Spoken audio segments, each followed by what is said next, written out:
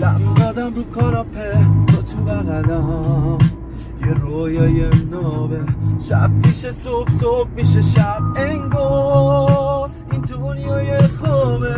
من پیش تو، تو پیش من، ای کاش بشه ثانیه ثابت.